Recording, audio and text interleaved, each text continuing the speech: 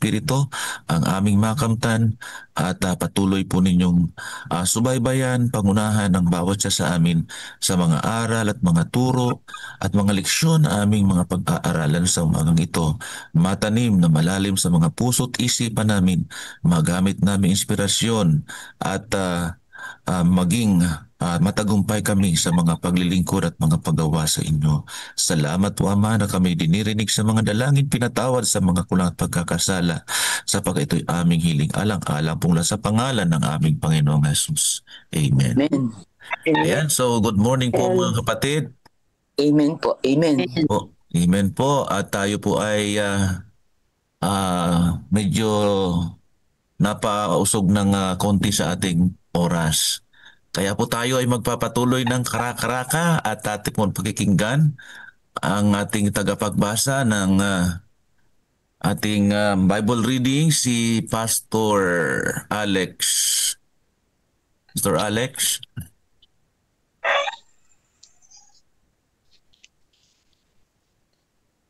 Ito na po kaya.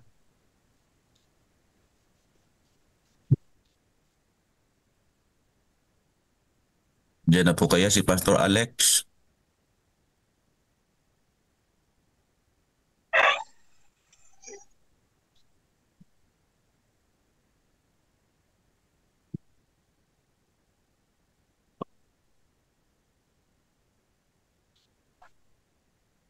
Pastor Alex?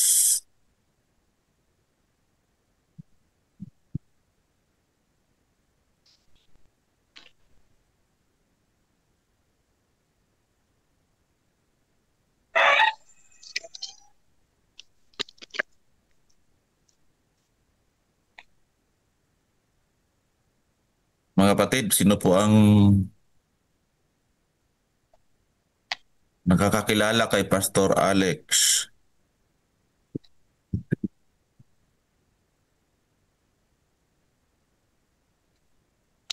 Wala pa yata siya, Pastor. Wala pa dito. Wala pa po, ano? Pastor Alex Rigor? Okay. Sino po ang gustong magbasa? Kung mayroon pong gusto. Sige po, Pastor. Sister Net, kayo po? Sige po. Sige po, tayo po ay chapter 5 ng Leviticus.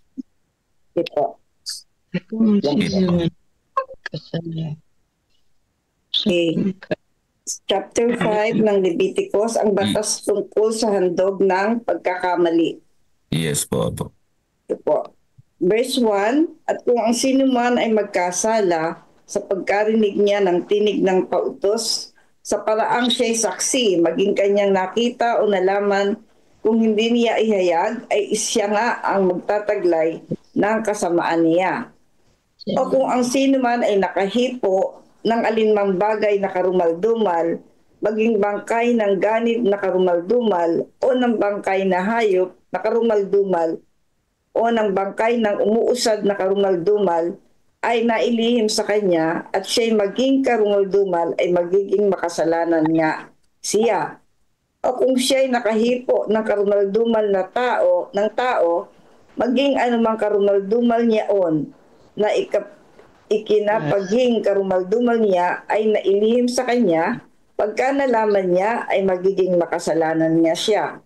O kung ang sino may sumumpa ng kanyang mga labi nang walang dili-dili na gumawa ng masama o gumawa ng mabuti, maging anuman na sinasalita ng tao na walang dili-dili, nakaakbay ang sumpa at sa kanya'y nailihim, pagka nalaman niya yaon ay magiging makasalanan nga siya sa isa sa mga bagay na ito. 5.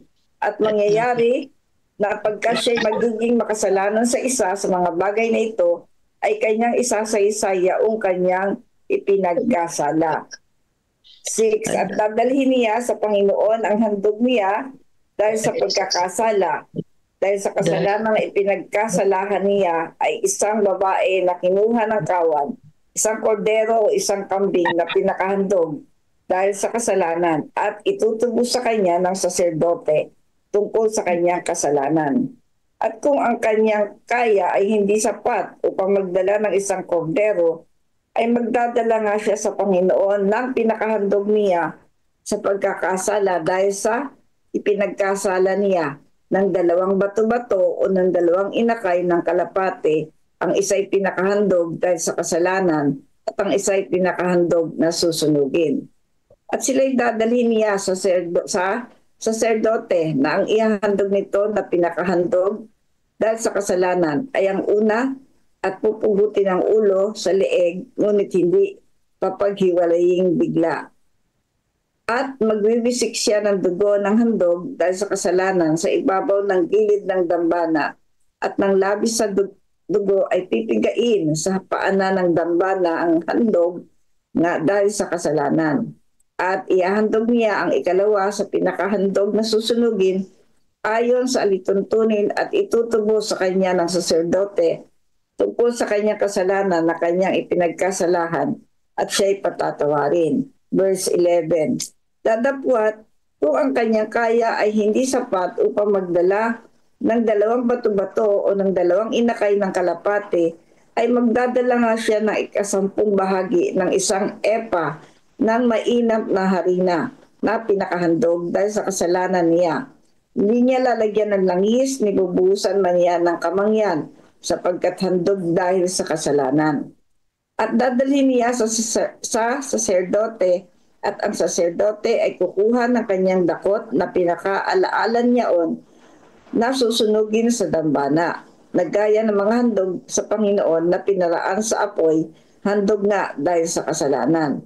At itutubo sa kanya ng saserdote tungkol sa kasalanan na kanyang pinagkakasalahan na alinman sa mga bagay na ito at siya'y patatawarin at ang labis ay mapapasaserdote gaya ng handog na harina.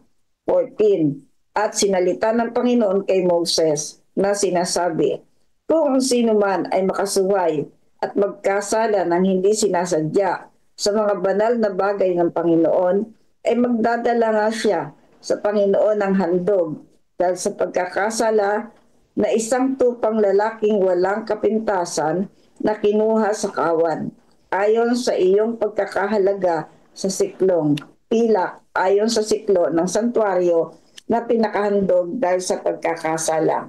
At last verse po, 16, at isasauli niya yaong kanyang nadaya sa banal na bagay at magdaragdag pa ng 5 bahagi at ibibigay niya sa saserdote at itutubo sa kanya ng saserdote sa pamamagitan ng lalaking tupang handog dahil sa pagkakasala, siya ay patatawarin. May 17 pa pala. At kung ang sino man ay magkasala at gumawa ng alinman sa mga bagay na iniutos ng Panginoon na huwag gawin, bagamat hindi niya nalalaman, makasalanan din siya at magtataglay siya ng kanyang kasamaan. At siya ay magdadala sa saserdote ng 1 tupang lalaki na walang kapintasan na kinuha sa kawan ayon sa iyong pagkakahalaga na pinakahandog dahil sa pagkakasala at itutubo sa kanya ng saserdote tungkol sa bagay na pinagkamalian niya ng di sinasadya at hindi niya nalalaman na siya'y patatawarin. 19. Yaan nga'y handog dahil sa pagkakasala, tunay ngang siya'y makasalanan sa harap ng Panginoon. Bigyan ko na rin po ng reflection, Pastor. Sige po, sige po. Itong batas po tungkol sa paghahandog ng mga pagkakamali ay napakarami nitong isinaad sa atin, no, yung mga sinabi dito. Tayo ay mapalad sapagkat sa panahon na yon, kapag ka ikaw ay isang makasalanan na tao, kilala ka ng lahat, magiging kilala ka dahil yung mga dadalhin mong mga hayop, alam nila kung anong bahagdan ang kasalanan mo, di po ba? Hindi tulad ngayon, tayo ay nakakapaglihim pa nga sa ating mga kasalanan eh. Kasi naidirekta na natin sa ating Panginoon, walang kahirap-hirap na tayo dumidirekta. Pero ganun pa man, sa binigay sa atin, no, na ito ng mga paghahandog, napakaraming mga hayop na ito sa panahon natin ngayon. Pagka ito'y ginawa pa, wala nang tayong hayop siguro sa dami ng kasalanan ng tao. Kaya napakamapalad tayo sapagkat tinubos tayo ng Panginoon dito sa mga ganitong mga ceremonial laws na kung saan ay kanyang ibinigay na ang kanyang sarili na mamatay para sa ating lahat, sa ating mga kasalanan.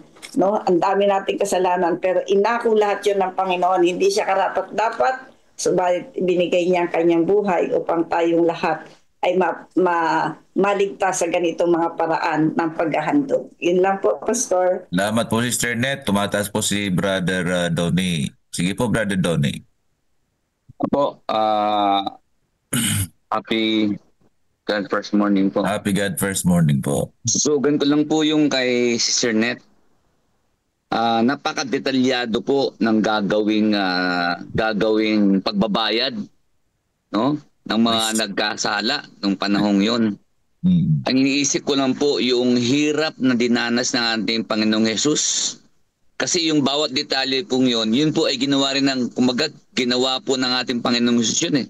Yes, ang maganda po nun kasi, hindi lang po yung, ito po medyo medyo realization na yung ginawa po ng Panginoong Hesus pambayad na po sa lahat ng ating mga kasalanan noon, ngayon at gagawin pa. Hindi man po ibig sabihin na binibigyan tayo ng lisensya na para makagawa ng kasalanan. Ang ibig lang pong sabihin ay lahat po ay pinatawad ng Panginoon. Hindi nga lang po lahat ay nakakaalam pa. Kasi kung nakakaalam po na sila po ay pinatawad ng Panginoon ay kumbaga yung pagkapahiya po ba, yung pagkaroon ng banal na pagkatakot, ang tawag po sa English ay awesomeness. Awesomeness po sa ginawa ng Diyos ay yun po ang magpapalapit sa atin sa Panginoon na tayo po ay susuko, lalo siyang mamahalin. Alam niyo po yun di po ba, yung lalo siyang mamahalin dahil sa tindi po ng ginawa ng Panginoong Hesus sa atin, talagang nakakahiya po tayo. Yung kumbaga parang marirealize natin, yung i-acknowledge natin na tayo ay hindi karapat-dapat, napakamakasalanan natin, pero sa tindi po ng pag-ibig ng Diyos ay talagang ginawa niya po yun. Kaya tayo po ay talagang may inlove sa Kanya at gagawin natin ng lahat para ma-inlove din po ang ibang mga tao dahil ginawa na po lahat ng Diyos upang i-deklara niya na tayo po ay pinatawad na. Yun nga lang po, hindi lahat po ay makakaranas ng Kanyang kapatawaran dahil hindi pa ho nila alam lahat. Kaya tayo pong nakaranas ng kapatawaran, ang ating obligasyon ay ipaalam po sa mga tao na ang mabuting balita po ay ganito. Tayo ay pinatawad na ng Diyos, bakit hindi pa tayo manumbalik sa Kanya? Yun lang po at purihin ng Panginoon. Amen. Amen po. Salamat po, Brother Donnie. Meron pa po ba last sa reflection ng Bible reading?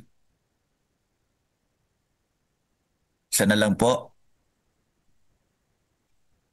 Okay, so dito po ay nakita natin na talagang napakahalaga nung tinatawag na restitution, no po?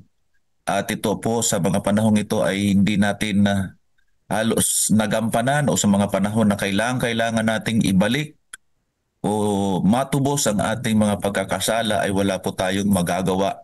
Ito po ay ginampanan na ng ating Panginoon at yung bigat at yung hirap at yung halaga ng pagbabayad sa kasalanan ito ay wala halos tayong naibayad, no po? Wala tayong naibayad. Ito po ay binayarang lahat ng ating Panginoon. Okay po? So tayo po ay magpapatuloy sa ating Lest We Forget. Nandiyan na po si Pastor Rigor. Nandiyan na po ba?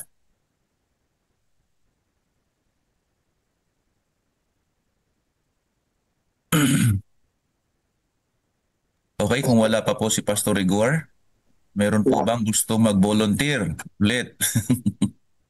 Volunteer po. Okay? Ang atin pong Lest We Forget, July 20. Sir, Tagalog. Sige po, kung may Tagalog po kayo, Sister Net. July 20. Kung paanong hindi naging maayos ang mga bagay-bagay ang kwento ni Hannah More. Ang talata ay mababasa sa Mateo 25:43. Ako'y taga-ibang bayan at hindi ninyo ako pinatuloy. Ito po ang sabi.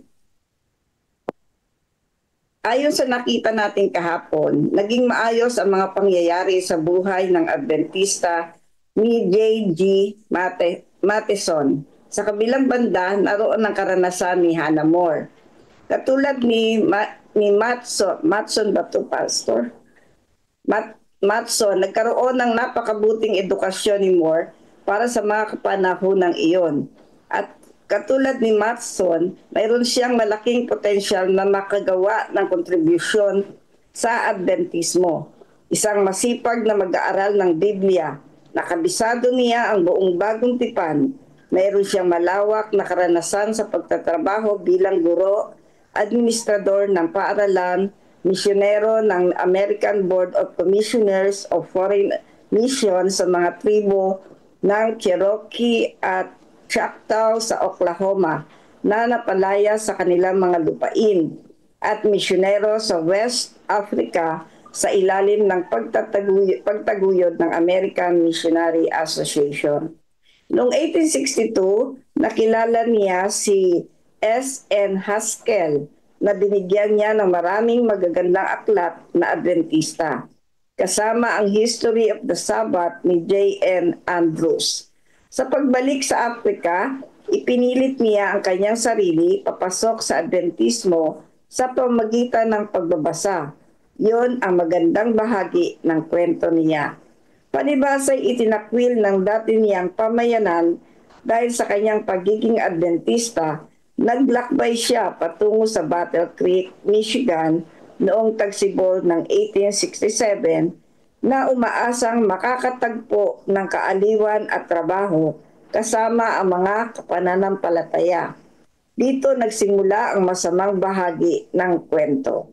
Pagdating sa Battle Creek noong panahon na ang mga white ay naglalakbay, hindi siya nakahanap ng trabaho o lugar na matitirhan kasama ang mga kaanib ng iglesia. Palibasa'y itinakwil din ng mga Adventista, di kalaunan ay nakahanap siya ng tirahan sa isang dating kasamahan sa misyon sa Hilagang Michigan. Kapansin-pansin na bagamat gayon ang ginawa sa kanya ng pamayan ng Adventista, hindi niya isinuko ang kanyang pananampalataya.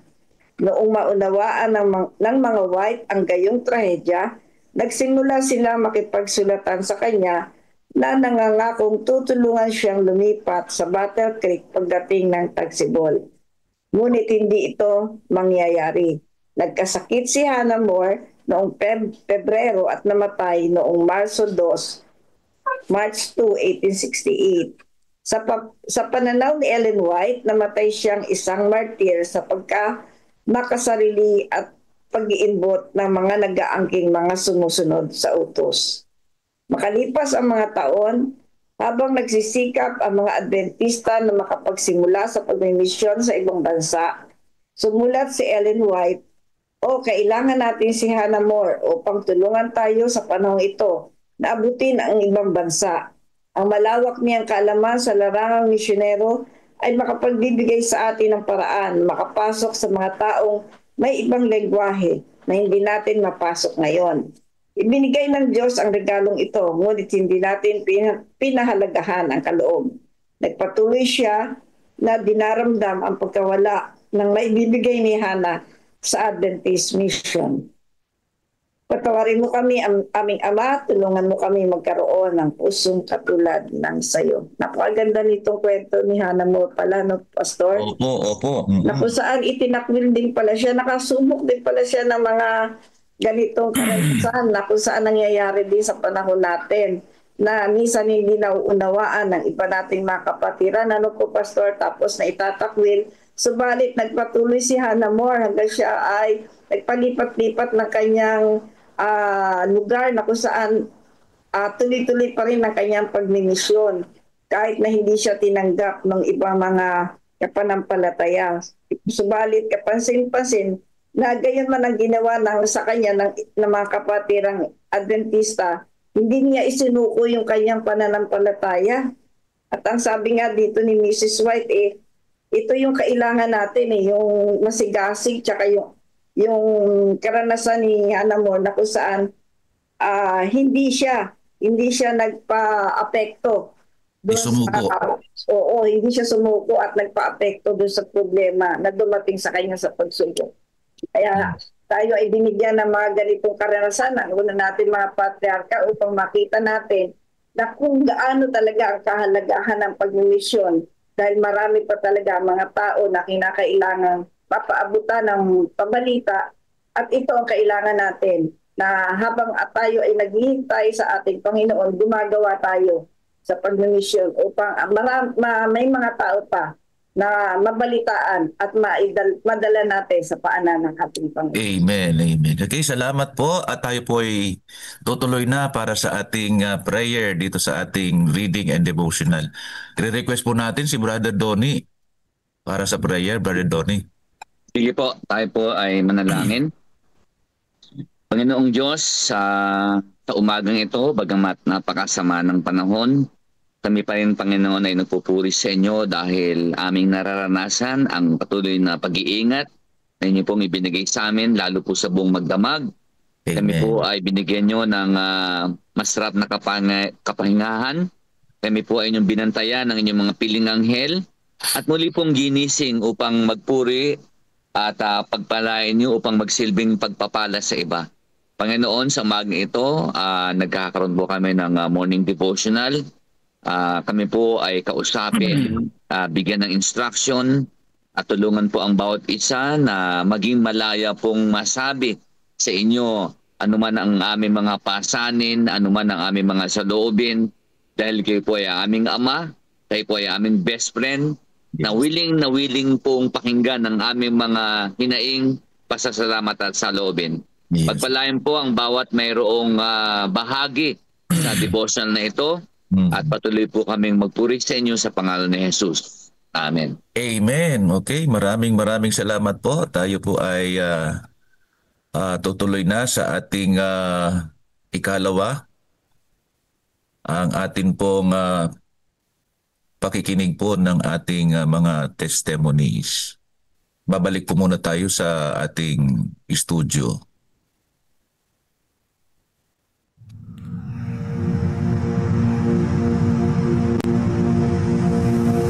After Jesus returned to heaven, his disciples remained with the awesome task of taking the gospel to the whole world. Filled with the Holy Spirit, these men and women proclaimed the message they had received with boldness and power, reaching out to all corners of the then known world. But it was not without great opposition, first from the Jews, then from the Roman state. Many Christians were faithful to the point of death, suffering torture and humiliation from cheering onlookers at the Circus Maximus and Colosseum in Rome and throughout the empire. However, the blood of the martyrs only paved the way for the further spread of the gospel. After years of persecution by the Roman emperors, one of them, Constantine, professed conversion to Christianity in 312 AD. Now Christianity became popular, but it resulted in many pagan practices and symbols entering the church, particularly in Rome. The Bishop of Rome assumed more and more power and authority and began to oppose and oppress all who recognized Jesus alone as the head of the church and who accepted the Bible alone as the supreme authority. To escape this increasing persecution, God's true people withdrew to the wilderness areas of Europe. In northern Italy, the Waldenses took refuge in the mountains. While many were slain, the light continued to shine in the darkness. God was still in control, and he began to raise up men like Wycliffe, Huss, Tyndale, Luther, Calvin and Zwingli to stand for his truth. They stood for the Bible alone, faith alone and Christ alone. In 1798, in fulfillment of Bible prophecy in the book of Daniel, the religious and political supremacy of the Roman Church was temporarily reduced when General Berthier removed Pope Pius VI from his throne. Consequently, in the decades that followed, there arose a great awakening of interest in the prophecies of Daniel, and many were convinced Jesus was soon to return.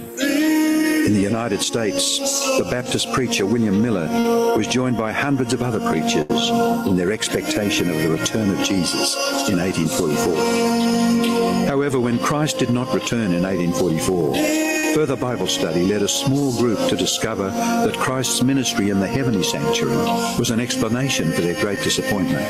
They discovered that the Bible taught that the seventh day was the Sabbath that Jesus had set aside for his people. Slowly they came to understand that their mission was to preach the three angels' messages of Revelation 14. Their goal as Seventh-day Adventists was to preach with power the everlasting gospel and to prepare the world for Christ's return.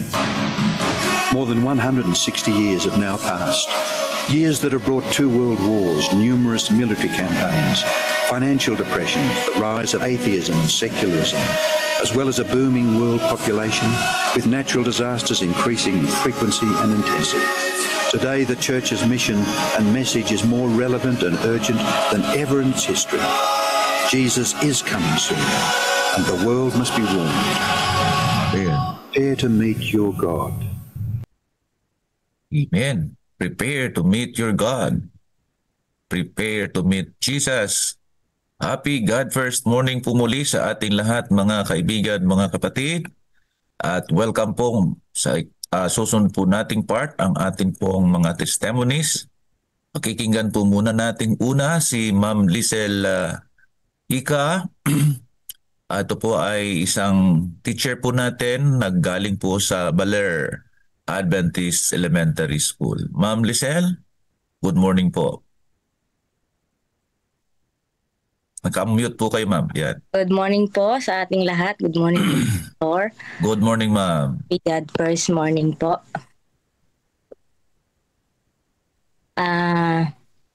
Magandang umaga po muli. Ako po ay isang guro dito sa Baler Adventist Elementary School.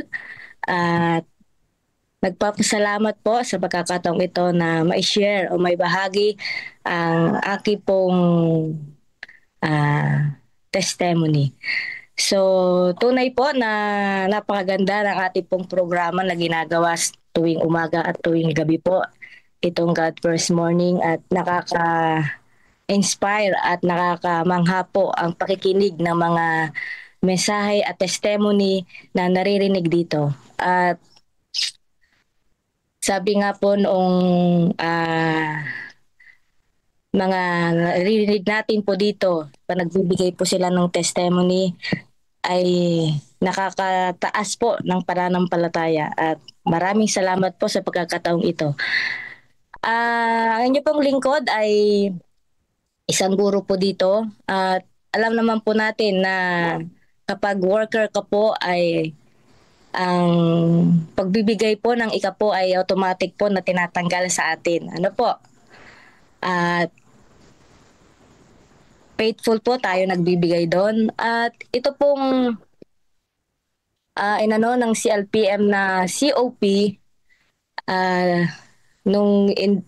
nag-message po dito si Pastor, ang ating pong President, ay tunay po na nakakamangha o nakakataas ng pananampalataya. At sinubok din po ako ng Panginoon. At sabi ko po, bakit nga hindi i-try? Bakit hindi natin subukan na gawin yung sinasabi ni Pastor? At dahil din po sa pakikinig dito sa ating programa, sa mga testimony, ay lalo pong nagpalakas na sa akin na gawin yung pagbibigay ng offering. Dahil dati po kasi kapag nagsisimba po ako, ay kung ano lang po yung mabunot agad sa bag, yun lang po yung nabibigay kong offering. So hindi po nakaplano, hindi wala sa plano, basta kung ano lang po yung mabunot. Pero nung nakakarinig po ako ng testimony dito po sa ating programa at yung pag-share ni Pastor Estabilio dito po sa Baler, ay bakit nga po ay natin subukan. So, yun po. Tinry ko po na gawin yung sinasabi ni Pastor na kung ano yung tithes na kinukuha sa atin, ay bakit hindi rin yung gawin yung offering. So, sabi na nalangin po ako, kami pong mag-asawa dahil ako lang po yung talagang may totally income at yung akin pong asawa ay babantay lang po sa amin anak.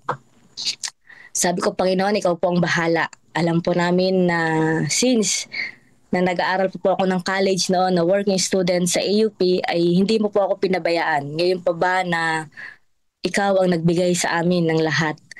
So yun po, sa madali pong salita, sinubukan ko pong magbigay at nakaplano na po yung pagbibigay ng offering. So every sahod po ay tinatabi ko na po talaga yung offering na kahit po konti na lang yung matitira kasi pag yung tithes po ay nalis na po tapos babawasan mo rin po ng ganong amount ay mapapaisip ka rin po talaga baka paano na kulang wala pambayad sa mga bill pero ang inyong lingkod po ay nagtiwala sa Panginoon at tunay po talagang gagawa ang Panginoon ng miracle sa ating buhay. Yung hindi po natin inaasahan na akala mo po wala na pero kahit na ikaw lang po yung kumikita. Hanggang ngayon naman po ay hindi naman po nagkukulang. Hindi po kami kinukulang. At na-amaze po talaga ako kasi po kahit ganun po yung aking salary o kita ay binabawasan po ng offering ay hindi po nagkukulang. At least nakakapagtabi pa po ako ng konti. At nagtataka ako bakit ganon kasi po alam niyo naman po ang kalagayan ng mga teacher so talaga pong hindi nagkukulang ang ating Panginoon kapag tayo po ay naging tapat at totally na sinurrender natin ang ating sarili sa Panginoon, ang ating commitment ay hindi niya po tayo pababayaan. So maraming salamat po at sa ganitong pong pagkakataon ay patuloy po na pinapalakas ang ating pong pananampalataya sa ganitong programa. So yun po, hindi po nagkulang ang Panginoon. Maging tapat lang po tayo. Subukin po natin ang Panginoon at tayo po ay hindi niya po tayo pababayaan. So yun lang po at maraming salamat po. Amen po, Ma'am Lisel. Purihin po ang Panginoon sa inyong journey sa COP na patuloy pong nararanasan na hindi kayo pinagkukulam ng Panginoon. Pagpalain po kayo, purihin po ang Diyos. Susunod po natin si Pastor June Serafica. Pastor June? Salamat, Pastor Mesa. Magandang umaga po. Hina po sound, Pastor.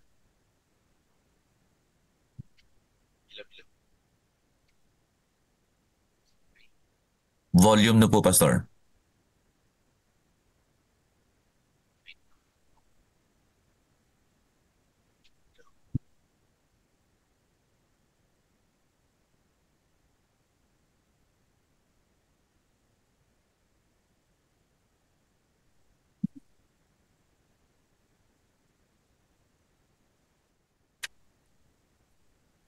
Hello. Yan. Hello. Okay na po, Pastor. Loud and clear. Hello. Hello. Panawawala. Humingi na ulit, humingi na ulit, Pastor June. Hello. Hello. Hello. Hello. Hello. Mahina, Pastor. So, hindi na O yan. ako gagamit. O yan. Okay na. At mga kapatid, so, ang inyong likod naman sa testimonya, sa atin pong Journey. commitment. Ayan, meron po mga tanong na binigay. Kamusta po ang journey nyo sa commitment sa COP sapagkat ang tithe ng pastor ay automatic ng kaltas? Ang inyong pong likod ay mula noong natuto po sa pagbabalik ng tithes ay kasama na rin po ang offerings. Ito po ay nagsimula noong po ay nag-aaral po sa AUP. At sa biyaya ng Panginoong Diyos ay talagang napakabuti niya. Tunay na tapat at totoo siya sa kanyang mga pangako na talagang hindi siya magpapabaya sa kanyang mga lingkod na nagtatapat po sa atin. Ayan. Pangalawa ay ano na po ang nabuo niyong commitment sa COP? Ayan. Ito ang magandang tanong, kapatid, kasi parang tinatanong ko dito ay magkano na, ilang porsyento na. Siyempre po, tayo po'y lumalago at dito nga po sa atin pong ginagawang that first morning at lagi nating naririnig ang emphasis patungkol po sa pagtatapat ay lumalago rin po ang atin pong commitment sa pagbibigay po ng atin pong offerings. Yan, inyo pong lingkod sa biyaya niya at tulong niya ay atin pong ginagawa po yung turo na hanggat maari ay 10% or more. Yan, 10% or more. So, ang inyo pong lingkod ay ito na rin sa tulong ng Panginoon ay atin pong pinapractice, mga kapatid. At minsan, may mga panahon kasi po ay tumutulong sa atin pong sa mga kaibigan natin, ano po sa ating mga may namatayan, mayroong mga nagkasakit sa iyong pagbabible study or pagdadalaw, may makita kang mga Bible interest na talagang walang-wala, no? Na gusto mong tumulong ay nakakatulong po tayo, mga kapatid. Or sa ating pamilya na biglaan, ayan, so tayo ay nakakatulong po dyan. Pangatlo, paano nyo po tinuturuan ang mga kapatid sa pagiging tapat na katiwala? Sa ating pong CLPM ay masigasig po ang ating pong stewardship department, kaya po napupush tayo sa pagtuturo ay umaattend sa mga seminar sa area na ginaganap po ng ating director, si LPM director. At ito ay ating tinuturo po sa ating distrito, sa mga churches na ating pinaglilingkuran. Ito sa Kamyas ay nung nakaraan, nagkaroon po kami ng parang revival na about sa stewardship. And then, ngayon, at present, nasa pangalawa na ho tayo, ay ginagawa po namin every Saturday para po maituro po yung stewardship, no, na 8 topics every Saturday hanggang matapos po during divine at maging sa Sabbath School promotion. Ayan. Pang-apat ay ano po ang naging magandang impact ng COP sa local church? Maganda po ang impact dahil nare-remind ng mga kapatid na po ay nagtatapat na hindi lang po sa tithes kundi po sa offerings para matulungan ang iglesia at ang gawain worldwide. Ang 5 ay ano ang ilang challenges nyo sa stewardship practices? Sa ating iglesia ay hindi natin maikakaila. Marami pa rin po mga kapatid.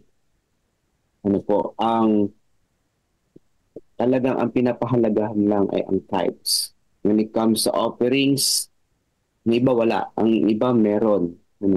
Yan. So, may mga ganun po, no? May mga churches na maaring hindi na ituturo noon, hindi na-emphasize at ngayon ay na-emphasize na. Kaya naituturo pero hindi po madali sa kanila. Hindi rin natin pwedeng i-judge sila. Hindi rin natin pwedeng ipilit sa kanila. Kaya tuloy-tuloy lang po ang ating pong pagtuturo sa kanila, mga kapatid. At isa rin na challenges, hindi lang po sa mga kapatid na hindi nagbibigay, or yung hindi pa na-emphasize sa kanila. Hindi, may mga officers din na alam naman natin, yung iba po ay ang nila pong gusto ay matulungan po ang church po, na pinaglilingkuran nila dahil maaaring nakita nila ay hirap na hirap ang church. Mas kailangan ang tulong para sa church. Kaya po ang iba po ay ini-specify nila ang kanila pong offering sa church fund o kaya church building fund. So yan ang isa sa mga challenges na nakikita ko po sa ating pong mga iglesia, no? Sa ating mga leaders mismo. Po. Kasi po sila po ang nakakakita ng burden sa church. Po. Yan. Kaya sila po ay nagbibigay ng offering. Po. Iba ay, kung minsan nga tinitignan ko, mga kapatid, naabot po yung 10%. Po. Kapag i-combine mo yung COP at saka po yung kanila pong in-specify na offering sa church nila sa church building fund, church fund o kaya sa mga department ay 10%. Kaya lang, yun nga po, dahil po sa atin pong envelope ay meron pong others at hindi naman natin inaalis po yung kapag ang isang kapatid ay i-specify niya ang kanya pong offering, ay kaya nagpapatuloy po yung mga ganoon. Pero sa atin, ay ini-encourage natin sila na sila po ay mag-COP. Yan naman po talaga ang ini-emphasize natin sa ating mga pagtuturo. Kaya lang po, may kalayaan po sila. So yan po ang mga challenges. Yung mga officers, ay may mga officers na talagang nag-specify ng kanilang ang kanilang iglesia. Pero nagbibigay rin naman sila sa COP. Hindi naman totally na wala na po yung COP at puro na lang sa church building fund, church fund, mga kapatid. Lang po talaga pong meron po silang burden para sa church nila. Sa mga members na tithes lang ang kanilang binabalik ay natuturuan na po sila nagbibigay ng offering. Kaya lang nga po, kapag minsan tayo ay tumigil na sa ating pagtuturo ay nangihina rin ang offering. Kaya maganda po talaga ay consistent yung education para po mawala po sa mga kapatid yung tinatawag na po na impulsive na giving dahil pag may narinig lang sa kapwa magbibigay, pag wala ay wala. Yan. Kaya gusto natin na maging lifestyle nila at tuloy-tuloy po ang ating pong pagtuturo. So yun po ang aking babahagi na testimonya sa ating pong tungkol po sa COP ng inyong likod at sa iglesia na ating pinaglilingkuran. Magandang umaga po sa ating lahat. Maraming salamat, Pastor June. Tunay nga po na there are joys and triumphs po sa ating paglilingkod, lalong-lalo na po dito sa ating pagtuturo at pag-i-educate ng ating combined offering plan po. So magpapatuloy po tayo at patuloy po na yung mga hamon ay atin pong haharapin po hanggang sa ang bayan ng Diyos ay malubos ng kagalakan ng paglilingkod sa ating Panginoon. Tayo po ay magpapatuloy na sa susunod nating bahagi ang ating pagbasa ng ating councils on stewardship. Pero bago po yan, tayo po ay babalik muna para sa ating God First video.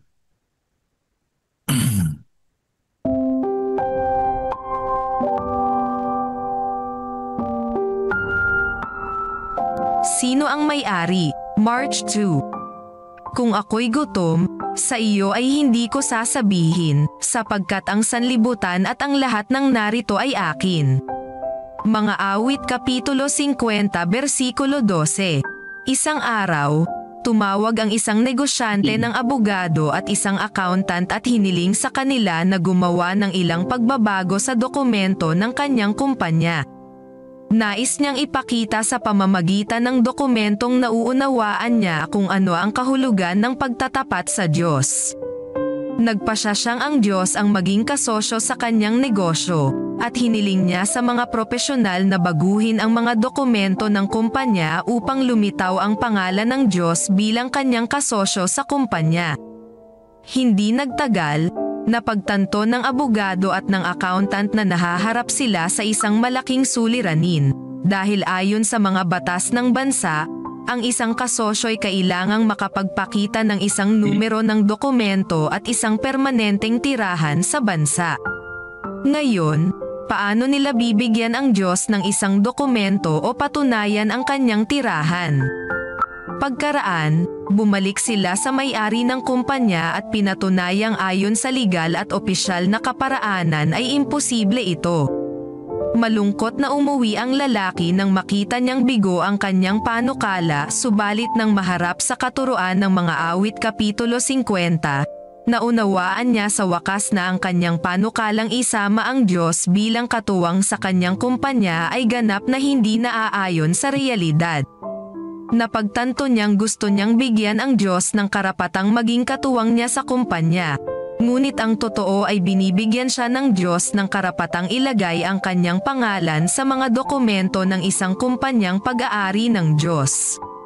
Maaring hindi natin kinikilalang ang Diyos ang may-ari, ngunit hindi nito binabago ang katotohanang siya ang nagmamay-ari ng lahat. Kapag naunawaan natin ang simulaing iyon, ang ating relasyon sa pagtatapat ay ganap na mababago. Madalas nating naririnig ang mga sumusunod na panawagan sa iglesia, italaga ninyo ang inyong panahon, inyong talento, at ang inyong mga pinagkukunang yaman upang mapunan ang pangangailangan ng iglesia ng Diyos. Kailangan nating bitawan ang kaisipan na sarili natin ang ilang bagay, at iniisip nating kailangan tulungan natin ang gawain ng Diyos sa pamamagitan ng ating tinatangkilik. Kailangan agad nating maunawaan na ang lahat ng bagay na nasa ating mga kamay ay sa Diyos sa pamamagitan ng paglalang at pagtubos. Kaya ginagamit natin ang kasabihang, isauli ang ikapo at handog, sapagkat atin lamang ibinabalik sa gawain ng tunay na may-ari nito. Panawagan. Habang nagbabalik kayo ng handog at ikapo, pagtibayin ninyo ang paniniwalang ang Diyos ang siyang nagmamay-ari, at pasalamatan siya sa pagpapahintulot sa atin na masangkot sa gawain sa pamamagitan ng mga kaloob na inilalagay niya sa ating mga kamay. Amen. Maraming salamat, Brother Melvin. Tayo po ay dadako na sa pagbasa po ng ating counsels on stewardship. Ito po ay i-discuss po sa atin, pangunahan ni Brother Ryan Anda. Kaso lang po siya po ay masama po ang pakiramdam magmula pa po noong Friday. At atin po munang i-take charge ang pangunguna po dito. Ito pong babasahin ay tungkol po sa pagtatayo ng paaralan at iglesia sa Avondale. Ito po ay isang lugar sa Australia na kung saan ay kakikitaan po natin ng mga aral at mga estratehiya kung paano po na itayo ang paaralan at ang iglesia sa Avondale. May mga pagkakataong malaki ang mapakikinabang ng nagkakaisa, madalian at nagpapatuloy na paggawa. Ang panahon ng pagbubukas ng paaralan ay naitakda na, ngunit ang ating mga kapatid sa lupain ay tumitingin sa pagpapaliban. Matagal silang naghintay sa pagbubukas ng paaralan at sila ay dismayado. Marami pang dapat gawin sa pagtatayo at ang pondo ay wala na. Ang wika ng mga nagtatayo ay hindi ito matatapos sa takdang panahon. Ngunit hindi ito dapat maantala. Kailangang mabuksan ang paaralan sa panahong itinakda. Kaya't iniharap namin ang bagay na ito sa iglesia at nanawagan kami sa mga kusang loob na gagawa. 30 mga lalaki at babae ang naghandog ng kanilang sarili. At kahit na mahirap sa kanila ang mag-ukol ng panahon, isang malakas na pulutong ang nagpatuloy na gawin ng gawain sa araw at gabi hanggang sa matapos ang mga gusali na linis at naayos, handa upang gamitin sa takdang panahon ng pagbubukas ng paaralan. Nang dumating naman ang panahon upang itayo ang gusaling pulungan, may panibagong pagsubok ng pananampalataya at pagtatapat. Nagkaroon kami ng konsilyo upang isaalang-alang ang dapat gawin. Ang daan ay tila napapalibutan ng kahirapan. Ang sabi ng ilan, gumawa tayo ng maliit na gusali at kung pumasok ang pananalapi, palalakihin natin sapagkat hindi natin kayang magtayo ng gusaling ninanais natin ngayon. Ang sabi ng iba, maghintay tayo hanggang sa makaipon tayo ng sapat sa pagpapatayo ng maluwag na gusali. Iniisip namin gawin ito ngunit ang salita ng Panginoon ay dumating sa amin sa pagpupulong noong gabi. Bumangon ka at magtayo ka ng walang liwag. Ipinasya namin kung gayon na pasisimulan ang pagtatayo at lalakad sa pananampalataya. Nang sumunod na gabi lamang ay may dumating na salapi mula sa South Africa sa halagang 200 pounds. Handog mula sa mag-asawang Lindsay ng Cape Town. Nasubok ang aming pananampalataya at pinagpasyahan naming magpasimula ng pagtatayo. At ngayon nga ay nilagay ng Panginoon sa aming kamay ang malaking halagang ito. Sa pagpapasiglang ito, ang gawain ay nagpapatuloy. Ang lupon ng paaralan ay nagkaloob ng lupa at 100 pounds. 200 ay nanggaling sa unyon at ang mga kaanib ng iglesia ay nagkaloob ng kanilang makakayanan. Ang mga kaibigan mula sa labas ng iglesia ay tumulong at ang mga gumagawa sa pagtatayo ay nagkaloob din ng bahagi na panahon na nangangahulugan din ng salapi. Sa gayon ay natapos ang gawain at nagkaroon ng magandang bahay na maaring maglulan ng 400 tao. Pinasalamatan namin ng Panginoon dahil sa bahay na ito na maaari naming siyang sambahan o sambahin. Naunawaan niya ang mga kagigpitang dinaanan namin. Nang bumangon ang mga kahirapan, si Elder Haskell na siyang nangasiwa ng pagtatayo ay tinatawag ang mga manggagawa. At sila ay nananalangin taimtim sa Diyos upang pagpalain ang gawain at mga nagsisigawa roon. Dinidinig ng Diyos ang panalangin at ang pagtatayo ay natapos sa loob ng 7 linggo. Amen. Purihin po ang testimony ito. Opo, napakaganda po ng kasaysayan ng pagtatayo ng paaralan at simbahan, pulungan ng mga estudyante at ng school. Ganito po ang kanilang mga ginawa. Po.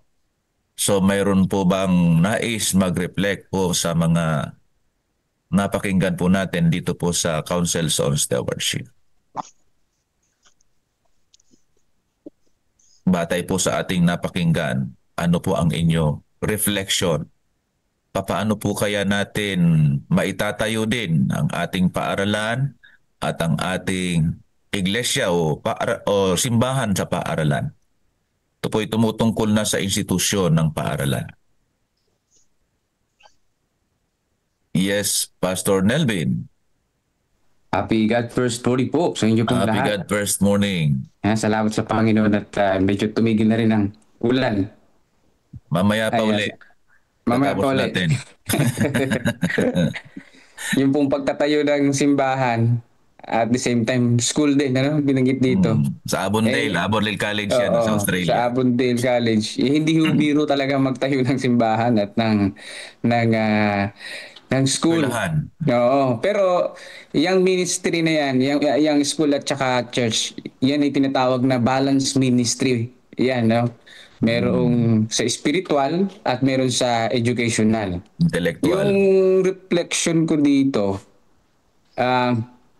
sa binasa ni Pastor Mesa, nung una, walang perfect time sa pagbibigay sa gawain ng Panginoon. No, hindi natin faith is now, ano? Hindi natin kailangan hintayin na tayo ay maging mayaman para makatulong sa gawain ng Panginoong Diyos. Diba hinihintay nila na para magkaroon tayo ng budget? Hindi eh. Kung mahal po natin yung gawain ng Panginoong Diyos, merong paraan at hindi dahilan. Dahilan natin may gagastusin pa akong iba eh.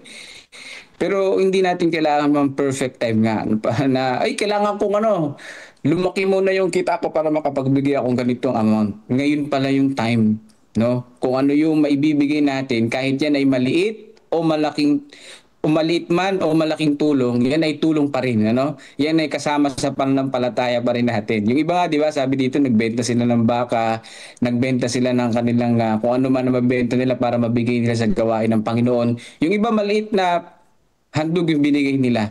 Hindi naman pala mahalaga yung presyo kundi ang mahalaga yung puso na tumulong sa gawain ng Panginoong Diyos. Ako dati, isang church planter at nag-church plant.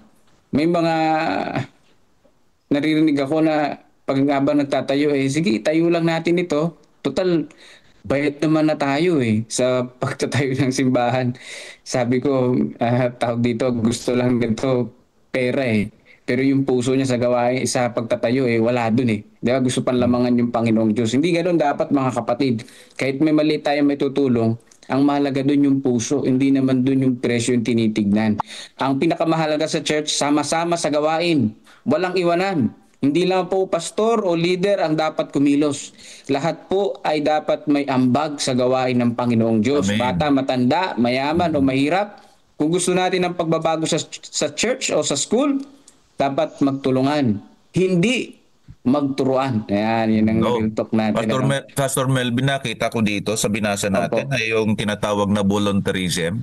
Yes. Oo. Volunteerism, lalo na doon sa pagtatrabaho, mayroon daw 30 lalaki at babae na naghandog ng kanilang panahon. Panahon ang inihandog nila upang sila ay mag-volunteer sa paggawa. Siguro nung itinatayo Kita pa mo yung yan, school. oo. Wag naman yung mag-volunteer kang gumawa dun sa school, sa church. Pupunta ka na dun, merienda na, o tanghalian na. Agahan mo rin ang punta dun. At talagang makigawa ka talaga. Hindi yung parang tayo-tayo ka lang din, di ba? Ibig sabihin yung puso mo nandoon. Kahit nalakas yung time yung ibibigay mo, dapat nasa puso mo talaga yung pagtatayo. Kasi may ganyan nag-volunteer siya ng time, pero hindi, merienda lang kabol Para kami noon, mga kabataan kami, may bayanihan sa church. Punta tayo sa bayanihan, may merienda dun Punta na kami, merienda na. Hindi na nakatulong. Dito pastor, ini-highlight po dito na sila ay gumawang nagpapatuloy maging gabi. Ayun. Maging gabi, matindi. Yun talaga yung nasa puso yung gawain, Pastor Mesa. Talagang gusto nila. Kaya katapos-tapos, ano sabi dito, yung itinatayo na yung worship hall na ito na naglalaman ng 400 na estudyante or katao, natapos lamang nila sa loob ng 7 linggo. Big 7 months. Grabe, ang galing mas Napakabilis. delay pa nila yung overtime na Mabilis yun. Volunteerism lang po yun. Mapatak, 2 buwan. 2 buwan. Ibig sabihin po, Pastor Mesa, yung puso nila talagang nandun sa gawain ng Panginoon Dedication, Diyos. dedication. Oo, yung dedication. Talaga. Kahit wala kang pera, yung time mo nandoon, talagang yung paggawa nila, talagang gawa talaga. Yun ang tawag na bayanihan. Yes, yun yung spirit ng bayanihan. Sa atin dito sa Pilipinas, yun ang tawag natin, bayanihan spirit. Oo, hindi man lalamang. Pero gawain na ng Panginoon, lalamangan mo pa. Yun nga, minsan tayo ay may mga gawain, lalong lang sa ating church building, kinukumpuni natin, minsan nasisira. Nananawagan tayo ng mga bayanihan sa ating mga kapatid. Mahirap kasi minsan nga yung panahon, po. At kung meron man magbo-volunteer, ang problema minsan ay sa halip na yung kapatid ay maglaan ng kanyang oras at ng kanyang tawag noon, kakayanan, ay bagamat naunawaan natin, pero minsan ay nasisingil yung church ng kanyang paggawa. Hindi naman dapat na gratis na lamang, kundi para bang mas lalong nalamangan nagastusan patuloy yung church kasi minsan naging short change yung mga gawa na short change. Opo. Pero hanga tayo sa mga kapatid Pastor Mesa, no, na talagang handang magbahagi ng kanilang kayamanan sa gawain ng Panginoong Diyos. May mga Talent, Opo. maliban sa yaman. Oo, meron may mga architect, may mga engineer na handa nilang paggamit yung kanilang talent, walang bayad, makadesign ng church lang, di ba? Yes, opo, marami meron po, akong ganyan na encounter na ganyan eh. Tapos mga marami kapatid po na tayong talagang mga kapatid na gano'n. oo, nag-aabot para maipatayo yung church building. No, halos lahat na lang nga ng budget sa kanilang galing para lang mapatayo yung church kapag kinuwenta mo. May mga ganyang kapatid at patuloy nating isasama sila sa panalangin. Kaya po ito, Pastor, yung challenge natin ngayong umaga. Ano ang kaya kong iambag sa gawain ng Diyos ngayon? At pangalawa, paano ako makikisa sa church project o community outreach kahit limitado ang resources ko? Yan ang mahalagang tanong sa atin ngayong umaga. Okay, salamat po. Napakagandang hamon po paso sa atin yan. At may idea dyan si Brother Donnie, lalong-lalo na sa nabanggit na mga profiling natin doon sa mga kapatid natin na kung saan ay nag-volunteer ng kanilang mga paggawa kay sa papailalim natin yan sa ASI, Brother Don. Salamat po, Pastor Mesa. Maganda po yung na-share ni Pastor Nelvin. Alam nyo, hanga po ako dito kay Pastor Nelvin. Napaka, malawak ng kanyang Fact po, siya po ay faithful, available, and teachable. Natutuwa po ko sa kanyang espiritu dahil meron siyang napaka-teachable po niya. Ngayon, yung tungkol po doon, tama po siya yung nariyan po talaga yung espiritu ng mga kapatid po na especially itong mga professional natin.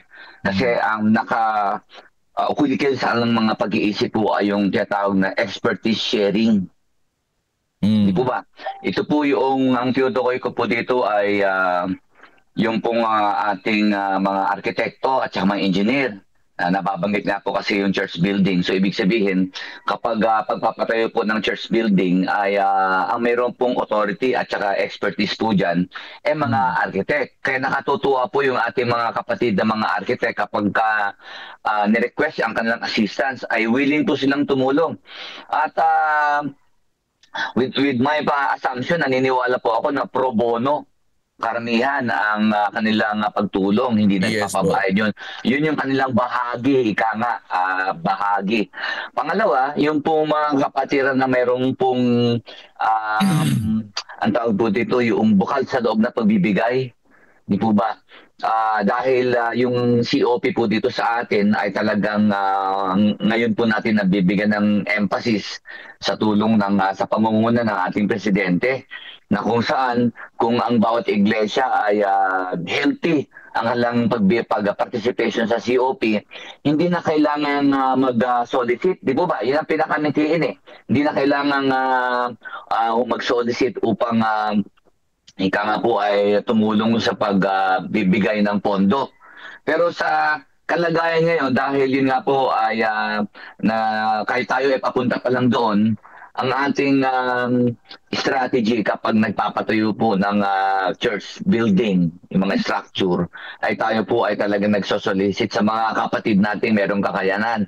At meron po talaga mga kapatid na na merong bukas sa puso at talagang sila po ay nagkakaloob ng kanilang tulong sa church building. Maganda po ito maganda po itong gantong pamamaraan. Subalit sa aking ika nga po ay opinion bilang CLPM ASI, maganda po yun. Subalit meron pa hong mas mahalagang pangunahin ang ating mga ika nga po yung mga kapatid na mga professional at mga negosyante. Sila po kasi isama ko na po yung sarili ko dahil negosyante din po ako. Kami po ay pinagpala at sa dinami-dami ng mga kapatid ay kami po yung napili ng Diyos na maging professional at mga negosyante. Ang role po namin ay mabigat dahil hindi lang po kami naatasang magbahagi na aming mga expertise at ganyan din po magkaloob ng aming mga pagpapala. Kasi alam naman po ng lahat, kung tayo po ay pinagpapala ng Diyos, hindi lang para sa atin, para magsilbing pagpapala din po tayo. Alam po natin yun. Pero meron ng isang pangunahin talaga na medyo kailangan bigyan natin ng diin. Kami pong mga negosyante at mga professional, kaya po kami naging professional, negosyante, kami po ay talagang gagamitin ng Diyos para maabot po namin yung kagaya namin o kauri po naming negosyante at professional. Yan po talaga, yan po yung pangunahing ika nga po ay layunin ng ASI na yon, na ma-empower po ang mga Adventist, na mga negosyante at mga professional upang kami ho personally ay maabot yung aming mga kauri. Dahil ang tanging nakakaabot po sa kanila ay siyempre kagaya din po nila. So yun ang po aking pasubali. Pero ako po ay sumasang-ayon at ako po ay talagang nagpupuri sa Panginoon sa mga kapatid po natin, mga experts na nagbabahagi ng kanilang mga expertise. Kung ito man po ay larangan ng architecture, engineering, medicine, at consultancy po, legal at business or financial. Mahalaga po ito. Nagpupuri po ako sa Panginoon dahil may mga kapatid po tayo nagbibigay ng kanilang sinishare ng kanilang mga expertise. At saka yung pong mga kapatid nating bukas ang mga puso at bulsa na magbahagi ng kanilang mga pagpapala upang matuloy-tuloy po ang proyekto ng ating iglesia. Yun po, at Salamat po, Brother Donnie. So nakita po natin dito, isa sa mga strategy ng tagumpay ng pagtatayo ng paaralan at saka ng iglesia ay yung concerted efforts po, yung sama-samang paggawa. Walang mayaman, walang mahirap, walang sabi nating ikaw mataas ang pinag-aralan mo, ikaw ay ganito. Hindi po. Ang isang tagumpay po na nakita natin dito ay yung the spirit of volunteerism. Kaya nga minsan iniisip ko po na halimbawa doon sa isang paaralan natin ay mayroong pangangailangang gawin, halimbawa isang classroom o kaya isang dormitory. Ano kaya nasa buong CLPM ay magkaroon ng tinatawag na volunteerism, magkakaroon po ng tinatawag na mga skilled workers na kung saan ay magbibigay ng isang linggo na volunteer work para sa pagtatayo. Katulad po halimbawa ng KLAA, ay iniisip po doon na maikumpuni po yung girls dormitory. Ito po ay isang napakabuting bagay na kung saan ay may pagkakaloob natin. At sa mga darating na pong panahon ay magtatayo na po tayo ng ating CLPM headquarters. No po, napakahalaga din po ng workforce na kung mabubuo natin dito sa ating mission na kung saan mayroon po tayong mga volunteer, skilled workers and workforce na kung saan ay tutulong upang maisakatuparan natin ang mga pagpapatayo ng mga gusali o ano pa mang mga talents na po pwedeng makatulong, makaambag para sa paglago at pagtatapos ng gawain ng Panginoon. Mayroon pa po bang mga reflections? Sino ba po ang gustong mag-ambag?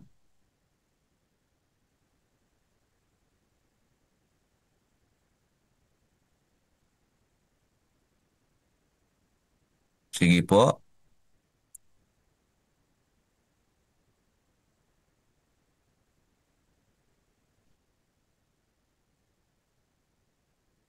Mhm.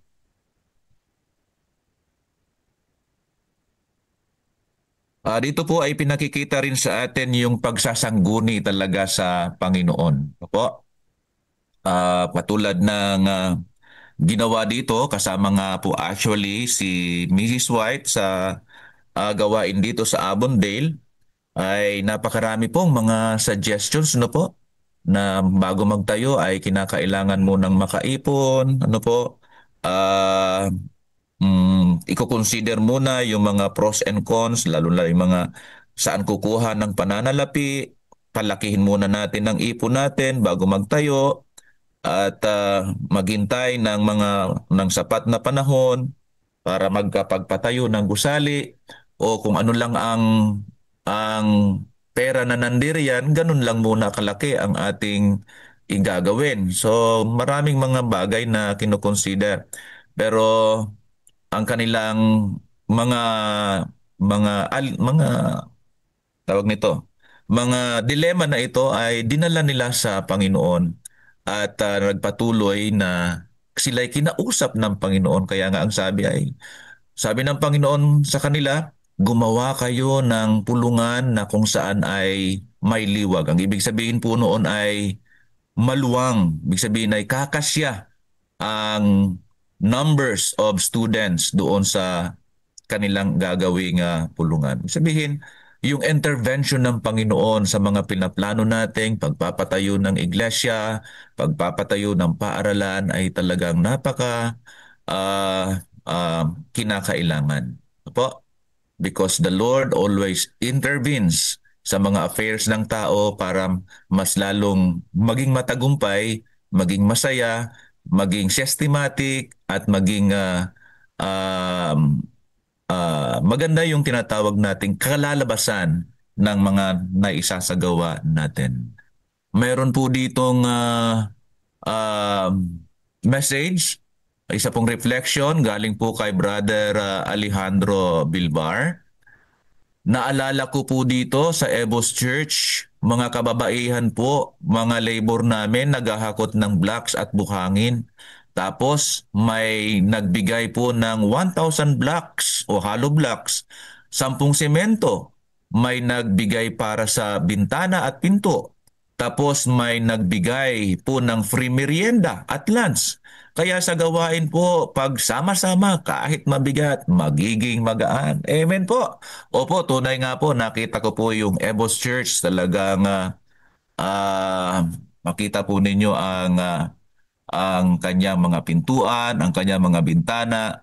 No po, talagang naayos na po itong iglesia na ito. Salamat po, Brother Alejandro.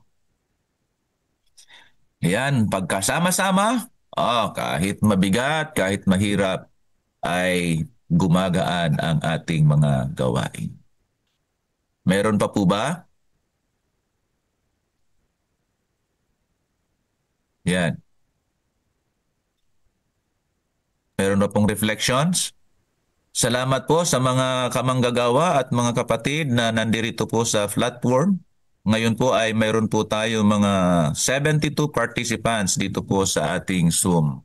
At wala po akong idea sa Facebook or sa iba pa pong mga medias na kung saan nakaka-access po tayo ng ating God First Morning. Ako, Pastor, meron pa na Pastor Melka. Sige, Pastor. Nais ko i-share dito, sabi sa Psalms 127 verse 1, except the Lord builds the house, they labor in vain that build it. Ayan. So yung pong pagtatayo po ng simbahan at paaralan, yung theology po niyan ito po ay pundasyon ng gawain ng Diyos. Hindi po tayo nag-build lang ng ordinaryong building. No? Hindi lang po building yun. Kundi yun po ay pagtatayo ng spiritual na tahanan. At sentro po ng edukasyon na nakaugat po sa katotohanan, no, ng ating na makilala ang ating Panginoong Diyos. At yung pong pagkakaisa at yung sakripisyo, susi po yan sa pagtatagumpay. Doon po sa ating napag-aralan, lahat po sila mayroong ambag. Hindi man pantay-pantay yung ambag nila, pero ang maganda doon, pantay-pantay yung puso nila sa paglilingkod sa Panginoong Diyos. Kaya sabi po dito sa 1 Chronicles 29 verse 9, and all the people gave willingly with a loyal heart. Ayan, ano? At syempre, bakit tayo nagtatayo ng mga schools, no, sa buong sanlibutan? Ang paaralan po kasi, mga kapatid, ay extension ng misyon ng simbahan. No? Suportahan po natin yung mga kapatid. Ang edukasyong Kristiyano, ito po ay misyon. Nagbibigay po tayo ng oportunidad sa mga kabataan para makilala nila si Jesus. Yun ang pinaka-purpose niyan. Hindi para kumita, mga kapatid, no? Yan ay gawain ng pagmimisyon. Balance ministry yan. Binibigyan natin ng pagkakataon na maliit pa lang yung mga bata, makilala na nila ang ating Panginoong Jesus. Pagpalain tayo ng Panginoon, mga kapatid. Yes, salamat po, Pastor Nelvin, sa iyong extensive na pag-reflect sa umagang ito. No po? Salamat po sa inyo. Kung wala na po, tayo ay dadako na doon sa ating Brother Melvin. Paki-post niyo po uli yung ating mga focus sa ating prayer. Okay po, Pastor. Okay po. Opo, thank you very much po. At kung wala na tayong mga reflections, alam natin na ngayon po ay Sunday, ngayon ay may Laba Day. May Laba Day, ayan. At marami pong mga gawain pa yung ilan sa ating mga kapatid. Kaya ay sinasaalang-alang po natin, tayo po ay natapos at matatapos sa tamang panahon. Napakaganda po ng ating mga karanasan sa ating paglago sa paglago ng ating buhay sa Panginoon. And then pinasasalamatan po natin na ang lahat ng mga bagay ay magkakaugnay na kung saan ay nagbibigay sa atin ng mga magandang karanasan upang mas lalo pa tayong maging matatag sa pananampalataya. Ano po? At maging kaisa ng Diyos sa kanyang dakilang gawain. Mayroon po ditong message si Brother Teddy po, Brother Teddy Francisco. Naalala ko rin po ang karanasan sa paggawa ng church ng San Jose del Monte. Napakahalaga po ng kapag nagpanukala at naidalangin sa Panginoon ay umpisahan agad. Gaya po ng sinabi sa Bible, anumang masumpungang gawain ng iyong kamay, gawin ng may kapangyarihan. Okay, salamat po. No po? Gawin natin agad na mayroong napakagandang pagpapanukala. Kasi Pastor? yes po. Dagdag ko lang po, Pastor. Okay, Brother Don. Sige po. Maganda po talaga na patayo po tayo ng structured building. Ibig sabihin, yung physical building po ba? Dahil siyempre, unang-una po yan ay yung po bang malaya at maayos at safe na pulungan ng ating mga kapatid lalo at pananambahan. Subalit ang aking po diyan, ang takeaway ko po diyan ay wag nating malimutan na ang iglesia po ay yung mga taong nagpupulong, di po ba? Kasi minsan napopokus po may mga iglesia po kasi napopokus primarily sa pagpapatayo na lamang po ng iglesia. Kumbaga yung physical building po ba, yung kanilang pananalapi, yung kanilang effort, pinapaganda po ang iglesia, pinapaganda at medyo hindi, kumbaga hindi po ba ang church nga po kasi ay yung po mga tao. So i-balance po natin na bigyan din po natin ng importansya o balance at pagpapahalaga ang church planting. Ibig sabihin po ng church planting ayun nga po yung ating gawain na kung saan ipinapahayag natin ang mabuting balita at kapag may mga grupo na po, di ba? May mga grupo na po na nai-inlove na sa Panginoon, 2 o 3 hanggang maging 8 po sila o dumadami. Yan po ay nagiging church na, di po ba? Kaya bagamat sabi ko nga po, bagamat mahalaga po ang pagpapatayo ng building, ibalanse po natin ang pagbibigay natin ng halaga sa tinatawag pong church planting as organic or yung cell grouping, hindi lang po as structure building kundi as church so talaga ng mga mananampalataya. Yun lang po, Pastor. Okay, salamat po at tayo po ay dadako na po sa ating prayer session. Nais ko pong i-request, namimiss ko po ang panalangin po ni Brother Moises Canlas. Brother Moises, kayo po ang manalangin para sa ating adoration. Okay po mga kapatid, and tayo naman ay manalangin dito. Dapat pupunta na ako sa medical mission pero kailangan mag-support muna sa CLPM. God first morning, ano po? Problema, ayaw na lang bumukas ng camera kapag ganito, nagkakaproblema, kailangan pang i-restart. Anyway, yan ang lesson natin ngayon sa umaga po na ito mga kapatid. Kapag may tawag ang Diyos na gawain, ay simulan na agad. Huwag na maghintay ng wala tayong budget, wala tayong pondo. Maghintay muna tayo magkaroon ng pondo. Hindi, ganun pala dapat. Simulan na. Dahil bubuhos ang biyaya ng Panginoon kapag sinimulan natin yung project, lalo na yung church building and school. Yan, kami simulan namin yung aming church building dito sa Gapan. Okay po, may tanong si Sister Nimpa. Paano po kung nag-tithe ako? Tapos, gaano kalaki ang tithe? Ganon din ang offering. So, nag-COP po kayo ng proportion na po. Tapos, naglagay pa ako sa Dorcas namin kasi nga maliit pa lang ang tabakaw pag need tumulong sa mga may sakit. hindi na namin problema ang budget. Mali po kaya yun? Ganon din po ang ibang kapatid dito sa Tabacaw. Wala pong mali doon, Sister Nimpa. Napakaganda po ninyo yung tinatawag na and more. Ano po? Yung 10% na nilagay nyo na sa COP, nakapantay ng tithe, at naglagay kayo sa Dorcas, yun po yung and more. Yun po ay napakaganda. Wala pong mali doon. Ano po? Wala pong mali sa ginawa nyo sa Tabacaw. Maganda rin yung layo ninyo po. Hindi po yan dinidiscourage yung paglalagay sa others. Basta wag mong pabayaan yung COP na kung saan ay proportional. At naniniwala po ang ating pamunuan at ang Panginoon ay naiintindihan na inyong puso na mapagbigay. Ano po? Mapagbigay. At tunay na yan ay isang halimbawa ng pusong binago ng Panginoon. Ano po?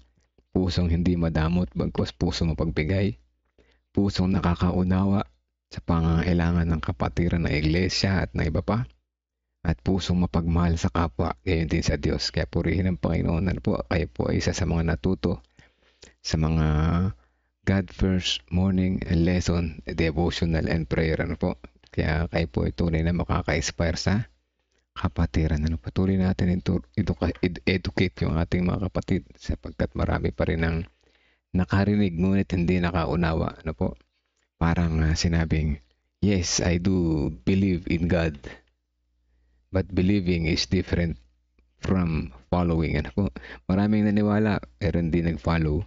So yan, ano, yan ang importante sa atin, yung mag-follow. Hindi lamang maniwala kundi mag-follow. Tayo po ay manalangin mga kapatid. 30 second silent prayer and then tutuloy ko po. Let us pray. Pasensya na, ayaw talagang bumukas ng camera ko. Kailangan pang i-restart. Sayang naman kung i-restart pa. Nandito na tayo. Let's pray po.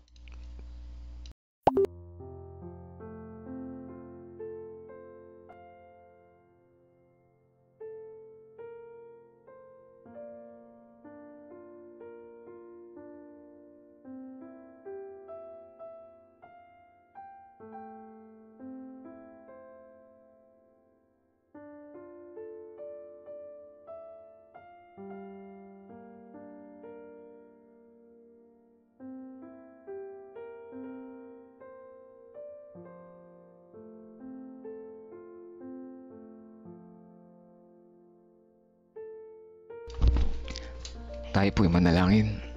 Amang banal na makapangyarihan sa lahat, sa umaga na ito ay patuloy ang aming pasasalamat po sa inyo sapagkat kami man ay muli ninyong ginising, binangon sa aming pagkakatulong, binigyan ng panibagong buhay at kalakasan muli sa napakagandang paalala na ito na kung kayo ay may panawagan sa isang gawain, anumang klaseng gawain ito ay dapat namin simulan at hindi na maghintay ng eksaktong oras sapagkat kayo pong nakakaalam na eksaktong oras. At kung kami ay willing na gumawa, o dakilang Diyos, nariyan kayo para tumugon, sumuporta sa aming gawain.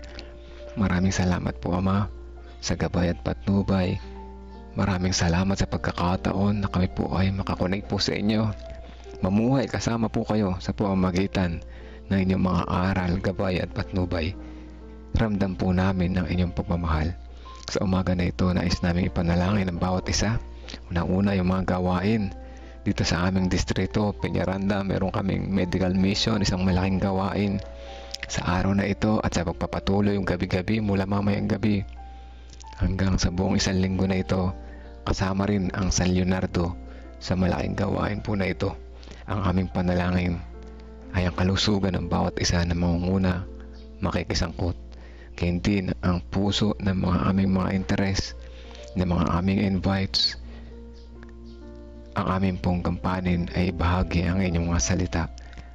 Umaasa po kami na ang Holy Spirit ay patuloy na tutugon sa panawagan po ninyo at nawa makasama namin sila sa pagsamba, paghihintay, paghanda sa nalapit ninyong pagbabalik.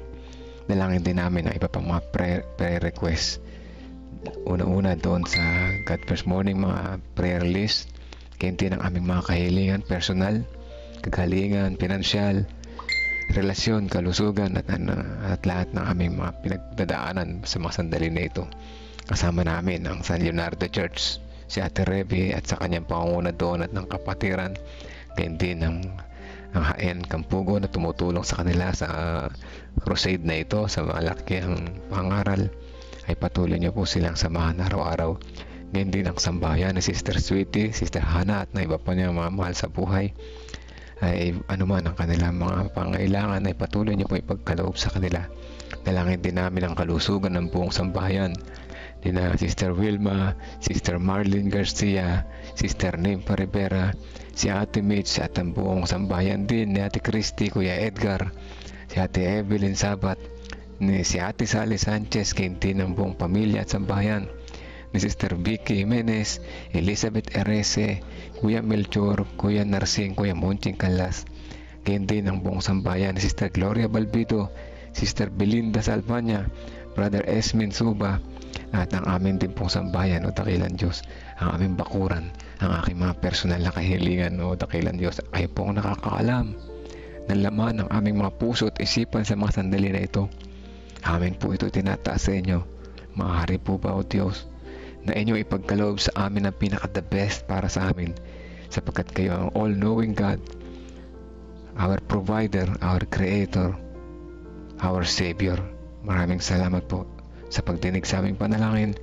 Patawad po kung saan kami nasumpo ang hindi tapat. In Jesus' name we pray. Amen. Amen.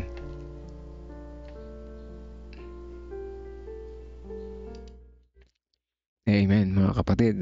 Ala talaga akong camera, no? Hindi ko na sinubukang hintayin pa. Yes po, salamat sa mga prayer warriors. Thanks po bro, clear na. Yes, Sister Nympha, the best nga yung ginagawa niyo po dyan, ano?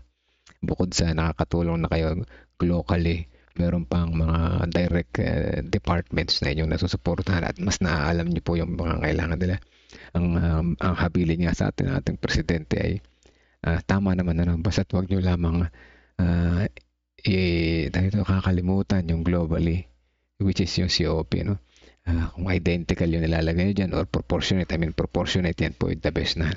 Kahit hindi nyo na idagdagan nyo ng 20%, 30%, basta't may always 10% dyan, ay the best na po. Silagay nyo na sa others, so iba wala namang problema dyan, ano? Lalo pat alam natin yung pangailangan natin iglesia. Wala pang problema, wala pang masama, pero kung palalakihan nyo po yung COP nyo ng 10, 20%, 30%, ay lalo pong mas mainam. Ayan po ay hindi naman doon masama, no? Hindi kayo nagkakamali. So ayan, ano po, kagaya nga na sa biblical giving, mga history, mga records, ano? Offering is not giving less. Given less, ano po, always more than tithe. Lagi mas malusog yung offering nila, which is napakagandang intindihin at tanggapin. Bakit? Kasi yung offering ay pasasalamat sa Diyos. Biruin mo, binigyan ka ng buhay araw-araw, panibagong buhay. Who knows kung kayang pambumangon. Hindi mo kayang bumangon mag-isa, kapatid. Sabi nga, no? Sabi nga ng isang pastor, hindi mo kayang bumangon mag-isa. Kung hindi ka gigisingin ng Panginoon, hindi. Ang buhay natin ay hindi sa atin. Ang buhay na ito ay hiram sa Diyos.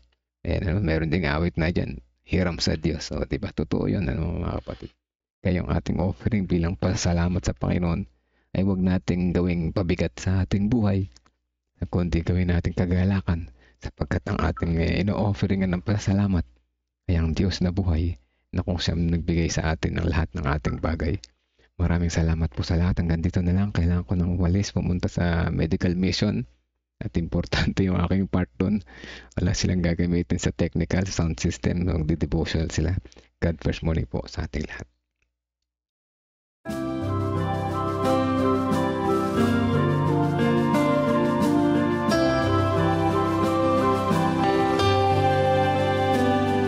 I hear the voice of Jesus calling. My answer is, I will go. I see the need of people crying. My answer is, I will go. I go to share the message of love. I go to share the blessed hope. But if I get discouraged, I call to Jesus' help.